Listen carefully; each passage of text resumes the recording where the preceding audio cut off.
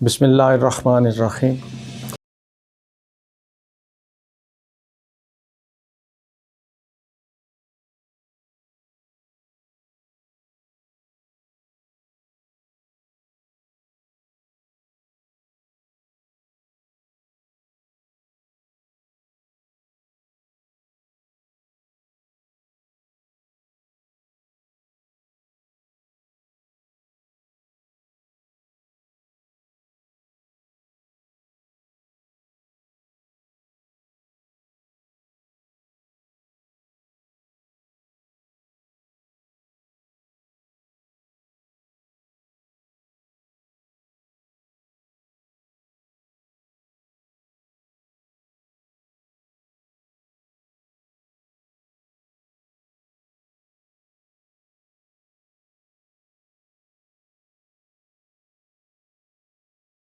خریداری کر لیتے ہیں تاکہ ٹیلی ویژن کے سامنے بیٹھ کے یہ زبردست مقابلہ دیکھ سکیں۔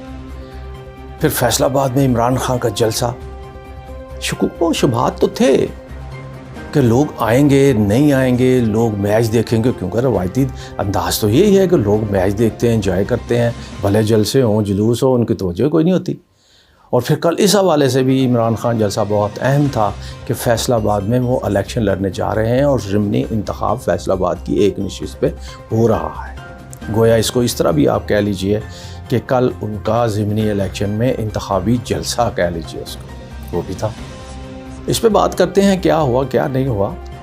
لیکن ایک بات جو میں آپ کے ساتھ شیئر کرنا چاہتا ہوں وہ یہ ہے کہ عمران خان کو پھر سیاست سے آؤٹ کرنے، نااہل کرنے اور ان کی پارٹی کو آؤٹ کرنے کے حوالے سے معاملات تیزی کی طرف سے آگے بڑھ رہے ہیں۔ یہ جلدی کیوں ہے، اس پہ بات کرتے ہیں، اور ساتھ ساتھ پاکستان کے آرمی چیف کو کیسا ہونا چاہیے، کیونکہ جب آرمی چیف کی تعیناتی کی بات ہوتی ہے تو ملک کے حالات افراتفری پڑتی ہے اور سیاسی ماحول جو ہے گرم ہو جاتا ہے اور عجیب ماحول بن جاتا ہے، اور اب بھی وہی حالات ہیں۔ ہر کوئی اپنی ذہانت، صلاحیت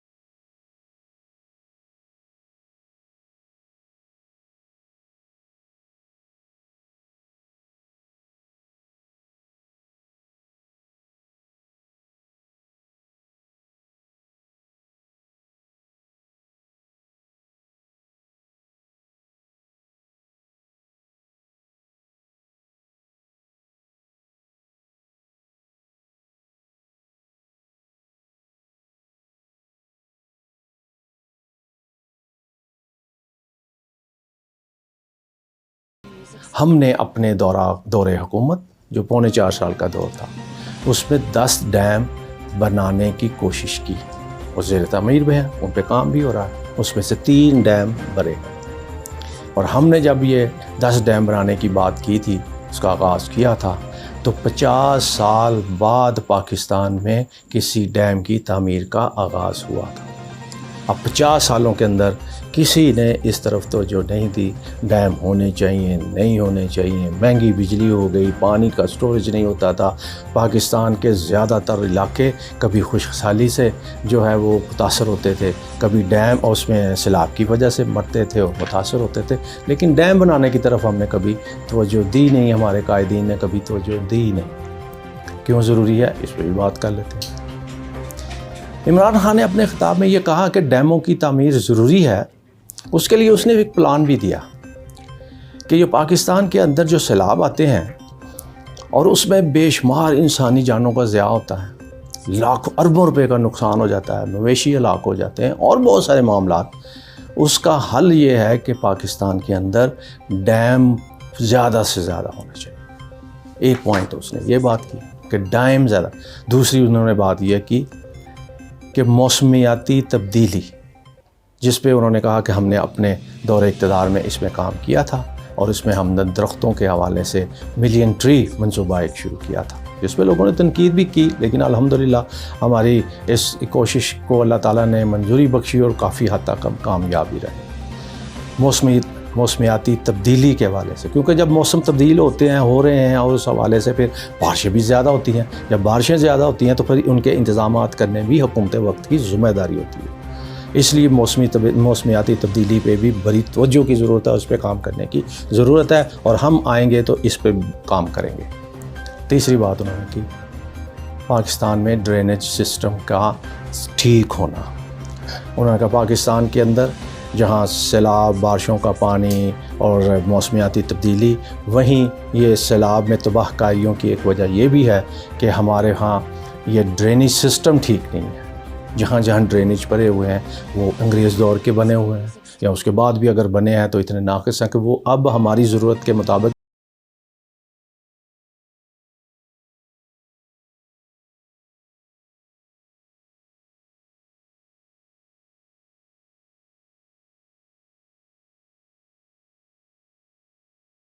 سامنے رکھوں تو لاہور کے اندر جب بارش بہت زیادہ ہوتی تھی تو آپ کو یقیناً یاد ہوگا، نوجوان نسل کے علم میں شاید نہ ہو، اس پہ مسلم لیگ نون کے خصوصی طور پہ شہباز شریف، وزیر اعلیٰ شہباز شریف، جیسے ہی بارشیں ہوتی تھیں اور لکشمی چوک میں پانی کھڑا ہو جاتا، وہ بڑے بڑے بوٹ پہن کر آ جاتے تھے اور شوبدہ بازی کی اور یہ وہ، کسی کو معطل کیا، کسی کو رکھا، کسی کو کچھ کیا، کسی کو کچھ کیا، اس پہ بھی سیاست ہوتی تھی۔ لیکن انہوں نے بھی یہ نہیں سوچا کہ یہ پانی کو وقتی طور پہ اس کا نکاس تو ممکن ہو سکتا ہے، اس کا مستقل حل کیا سوچیں، انہوں نے کبھی نہیں سوچا۔ 30 سال حکومت میں رہے پیپلز پارٹی بھی اور مسلم لیگ نون بھی، لیکن نہ ڈیم بن سکا، نہ سیوریج سسٹم ٹھیک ہو سکا، نہ اس طرح کے معاملات وہ کر سکے۔ ہوا کیا جو میں آپ کو بتانا چاہتا ہوں، وہ یہ ہوا کہ عمران خان کا دور اقتدار، عثمان بزدار پنجاب کے چیف منسٹر، بھلے اس پہ تحفظات تھے لوگوں کے، بہت سارے معاملات تھے، ان پہ انگلیاں بھی اٹھیں، سارا کچھ اپنی جگہ پہ درست بھی ہوگا، غلط بھی ہوگا، لیکن ہم جو بات کر رہے ہیں، انہوں نے لاہور میں 3 سے 5 سیوریج سسٹم، جس کو ہم کہتے ہیں کہ ٹینک بنا دیے، پانی سٹوریج ٹینک، بارش کے پانی کو وہاں پر سٹور کیا جائے۔ اس کی مثال سب سے پہلے یہ ہے کہ اس مال روڈ پہ لکشمی چوک میں 2 برے جہاں پانی بہت کھرا ہوتا تھا، اور جہاں شہباز شریف ہر سال بارشوں میں آ کر سیاست بھی کرتے تھے، پانی کھرا ہے، وہ نکال رہے ہیں، یہ ہو رہا ہے، وہ ہو رہا ہے سارا۔ لوگ سوچتے تھے کہ یہ لکشمی چوک میں ہر پانی کیوں کھرا ہو جاتا ہے، اس کا حل مستقل ہے کیا؟ کوئی نہیں کرتا تھا۔ ایک بار میری خواجہ ریاض سے بھی بات ہوئی، وہ وہاں کے میئر تھے اور نون لیگ سے اس کا تعلق تھا، میں نے ان سے بھی کہا خواجہ صاحب آپ کا گھر گوال منڈی میں ہے اور یہاں آپ کی دکان ہے، آپ کاروبار کرتے ہیں، اور ہر بار بارشیں ہوتی ہیں تو وہ لکشمی چوک ڈوب جاتا، تو آپ اس کا مستقل حل کیوں نہیں سوچتے؟ انہوں نے جواب دیا، وہ آف دی ریکارڈ تھا، آف دی ریکارڈ ہی رہنے دیں، پھر کبھی بات کروں گا اس پہ۔ بات ہو رہی تھی عثمان بزدار نے یہ بنایا، اب 3 سال 2 سال ہو گئے ہیں، شدید بارشیں بھی ہوتی ہیں لیکن لکشمی چوک میں پانی کھڑا نہیں ہوتا، مال روڈ پہ پانی کھڑا نہیں ہوتا، کیونکہ وہ سٹوریج میں چلا جاتا ہے، جو ٹینک بنائے گئے ہیں وہ اس میں چلا جاتا ہے، سڑک کے اندر اس میں چلا جاتا ہے۔ اس کا مطلب یہ ہوا کہ اگر ہم کرنا چاہیں تو ہم پورے پاکستان کے اندر اس طرح کے ٹینک بنا سکتے ہیں، جب بارشیں ہوں تو اس میں سارا پانی بارش کا اس میں چلا جائے، لوگ جو ہیں وہ ان کو جو ہے وہ سہولت مل جائے۔ ناظرین، ایک اہم بات جس کی طرف رات عمران خان نے بھی اشارہ کیا، پاکستان کے اندر وہ گندے نالے اس لیے کہ اب گندے نالے بن گئے تھے، ورنہ انگریز دور میں تو وہ شفاف پانی کی نکاس کے ایک جو ہے وہ ان کو کہہ لیجئے چھوٹے انہوں نے نہریں بنائی ہوئی تھیں، جو بعد میں نہروں سے وہ گندے نالے بن گئے۔ پورے پاکستان اس وقت لاہور کے اندر اور اسلام آباد کے اندر اور کراچی کے اندر یہ گندے نالے جو ہیں ان پہ یہ حالت ہے کہ گندے نالے ختم ہو چکے ہیں، ان پہ لوگوں نے بڑی بڑی عمارتیں، پلازے، مارکیٹیں، یہاں تک کہ تھانے بن چکے ہیں۔ صرف لاہور کے اندر اگر میں بات کروں تو لاہور کے گندے نالوں پر بننے والے تھانوں کی تعداد جو ہے کم از کم 3 درجن ہے، 3 درجن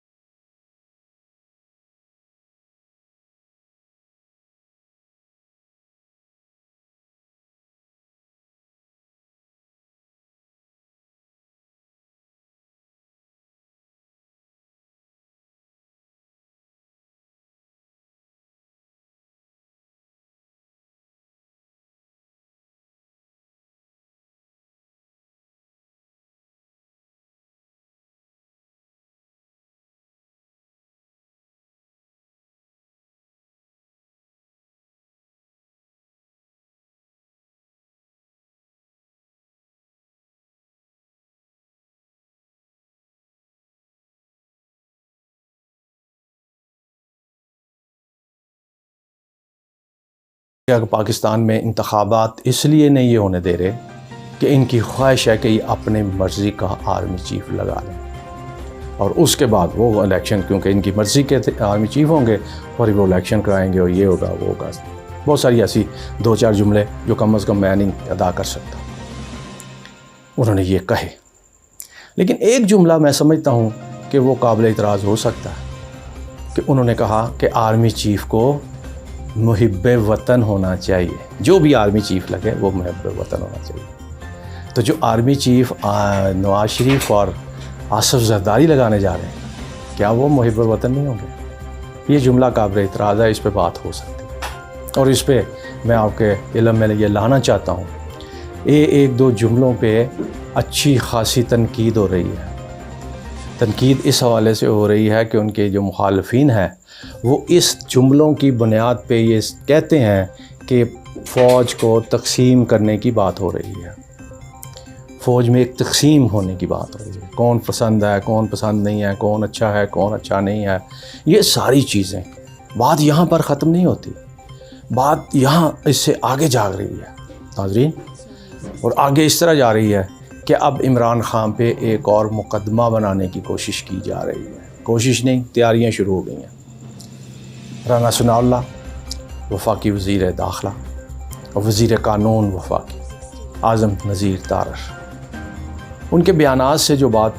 مجھے لگا، انہوں نے تو صاف صاف کہہ دیا کہ یہ جو جملے ہیں، یہ جو انہوں نے بات کی ہے، یہ پاکستان کے پاک فوج کے ادارے میں تقسیم کی وجہ بنتی ہے اور یہ غداری کی طرف جاتی ہے. کوئی محب وطن ایسی گفتگو کر نہیں سکتا، یہ رانا ثناء اللہ نے کہا. اور اس پہ ہم غور کر رہے ہیں، اور اس پہ ہم نے آئینی ماہرین سے بات بھی کی ہے کہ اس پہ کیوں نہ ہم ان کے خلاف مقدمہ درج کرائیں اور ان کو نااہل قرار دیا جائے اور ان کو سیاست سے آؤٹ کیا جائے. اور اس سے بڑھ کر کے وفاقی وزیر قانون نے یہ بات کی کہ ہم نے FIA کو باقاعدہ ٹاسک دے دیا ہے کہ وہ عمران خان کے ایسے متنازع بیانات کو دیکھ کر ایک رپورٹ بنائیں جس پہ ہم عمران خان کو سیاست سے نااہل قرار دے دیں، بلکہ پارٹی کو ہی نااہل قرار دے دیں. جب پارٹی نااہل ہو جائے گی تو ایوان کے اندر بیٹھے ارکان اسمبلی جو تحریک انصاف کے ان کی قانون سازی حیثیت بھی ختم ہو جائے گی. اور اس پہ ہم کام کر رہے ہیں اور انشاءاللہ بہت جلد اس پہ ہم کامیاب ہو جائیں گے. ناظرین، دونوں وفاقی وزراء کی گفتگو میں نے آپ کے سامنے رکھی اور آپ کو اندازہ ہو گیا ہوگا کہ اب وہ عمران خان کے خلاف کیا کرنے جا رہے ہیں، اور عمران خان اس حوالے سے کیا کرے گا، کس طرح اپنے آپ کو ڈیفینڈ کرے گا. یہ یقیناً ان کے معاملات ہیں اور وہ وہی کرے گا جو اب کر رہا ہے، عوام کی طاقت کو زیادہ سے زیادہ باہر لانے کی بات کرے گا. ناظرین، جاتے جاتے ایک اور میں بات کرتا ہوں. عمران خان نے جہاں اپنے 3-4 نکاتی بات کی جس کا میں نے پہلے ذکر کیا، اور انہوں نے ایک ڈیمو کے حوالے سے بھی بات کر دی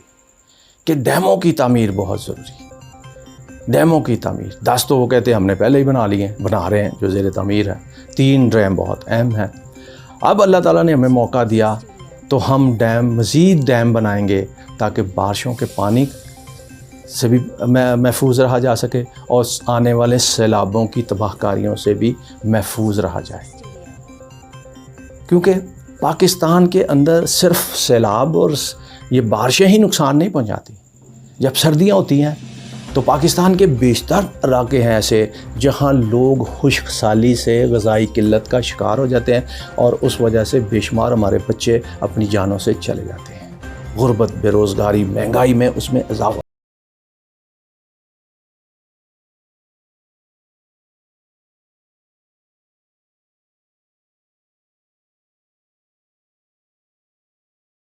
شام میں چلے جاتے ہیں، اس میں گر جاتے ہیں. اور اس سارے چیزوں کا نکالنا، ان لوگوں کو رسولت دینے کے لیے یقینی طور پہ یہ ساری قیادتوں کو، پاکستان کے ہر حکمران کو، آنے والے جانے والے پچھلے مستقبل کے، ان سب کو پاکستان کے لیے سوچنا چاہیے اور ایسے اقدامات اٹھانے چاہیے جو مستقل بنیادوں پر ہوں. یہ نہ ہو کہ وقتی طور پہ ہم نے الیکشن میں جانا ہے تو فوری طور پہ 5-10 بڑے کام شروع کیے، نئی حکومت آ گئی، انہوں نے سارے کام 0 - 0 ہو جائے. ایسا نہیں ہے. دوسرے ممالک کی طرح پالیسیاں بنائی جائیں اور اس پہ پابند ہو ہر حکومت، آنے والی بھی حکومت پابند ہو کہ ان منصوبوں کو ختم نہ کیا جائے، ان کو کنٹینیو کیا جائے اور ان پہ جو کام ہو رہا ہے اس کو مکمل کیا جائے۔ جب پاکستان میں ایسی پالیسیاں بن جائیں گی، سب لوگوں کا اتفاق رائے ہو جائے گا، تو پھر یقیناً پاکستان ترقی کرے گا۔ جب پاکستان ترقی کرے گا تو پاکستان کی عوام جو ہے، عوام بھی خوشحالی اور سکھ کا سانس لیں گی۔ ناظرین، اپنا بہت خیال رکھیے۔ پاکستان زندہ باد۔